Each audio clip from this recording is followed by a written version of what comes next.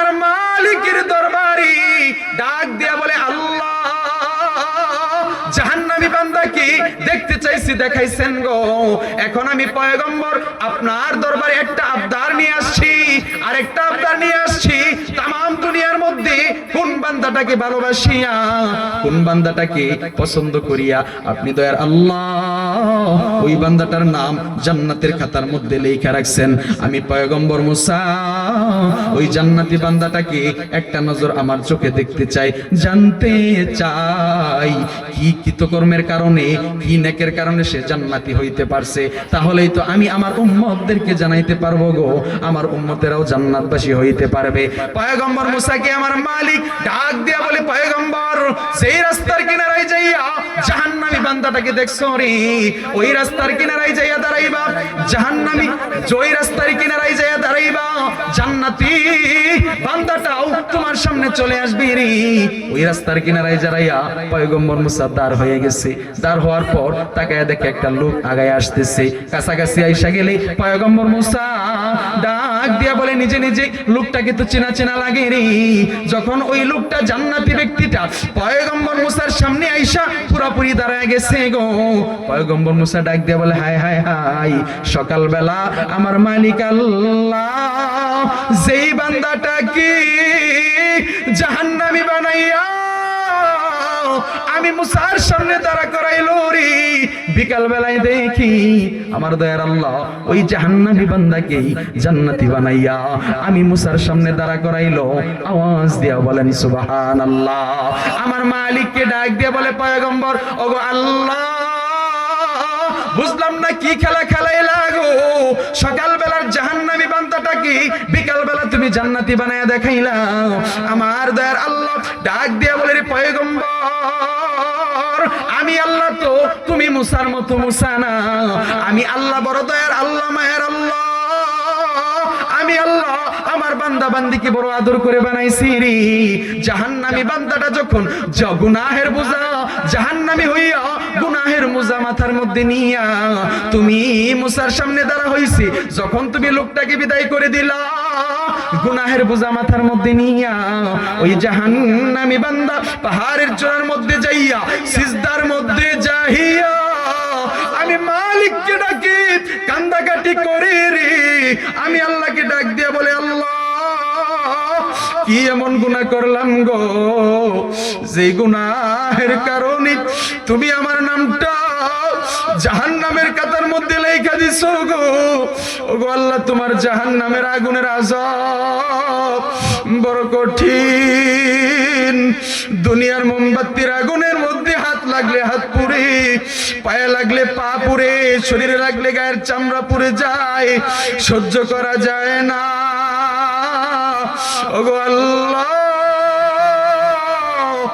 জাহান্নামের আগুনের আযাব শুনছি বড় কঠিন, কেমনে তোমার জাহান্নামের আগুনের আযাব সহ্য করব আল্লাহ। আল্লাহ, তুমি আমাকে মাফ করে দাও গো আল্লাহ, তোমার দরবারে তওবা করি, বান্দার গুনার দিকে না তাকাইয়া তোমার রহমতের দিকে তাকাইয়া তোমার বান্দার গুনাহগুলি তুমি মাফ করে দাও আল্লাহ। দুনিয়ার একটা মালিকের কাছে গেলে একবার, দুইবার, তিনবার যদি যায়, মালিক তিনবারের মাথায় রাগ হয়ে যায়, কিন্তু আপনি এমন এক দয়ার আল্লাহ, বান্দা বান্দিগুলো যদি আপনার কাছে বারবার না চায়, আপনি বান্দা বান্দির উপর রাগ হয়ে যান গো আল্লাহ। বান্দা বান্দি যত গুনাহ করুক না কেন গো, আপনার রহমতের দরিয়ার চাইতে তো বেশি গুনাহ করে নাই। আল্লাহু আকবার বলেন না, এই যুবক ভাই আওয়াজ দিয়ে বলেন আল্লাহু আকবার। আল্লাহ, বান্দা বান্দি তো তোমার রহমতের চাইতে বেশি গুনাহ করে নাই, তুমি তোমার বান্দার গুনার দিকে না তাকাইয়া তোমার বান্দার জিন্দেগির গুনাহগুলি মাফ করো গো আল্লাহ। তুমি যদি মাফ না করো গো, কে আমাকে মাফ করবে গো আল্লাহ। এ পয়গম্বর শুনো রে, আমার ওই জাহান্নামী বান্দা গুনাহের বোঝা মাথার মধ্যে নিয়া সিজদার মধ্যে যাইয়া আমি মালিকের দরবারে যখন তওবা করি রে, একটা সময় আমি আল্লাহর রহমতের দরিয়ার মধ্যে ঝোঁস উঠে গেছে। আমি আল্লাহ আমার বান্দার তওবাকে কবুল করিয়া, চোখের পানিকে কবুল করিয়া আমি আল্লাহ সাথে সাথে বান্দার জিন্দেগীর গুনাহগুলি মাফ করে দিয়া আমি আল্লাহ বান্দার নামটা জাহান্নাম থেকে কাইটা জান্নাতের খাতার মধ্যে লেখা দিছি।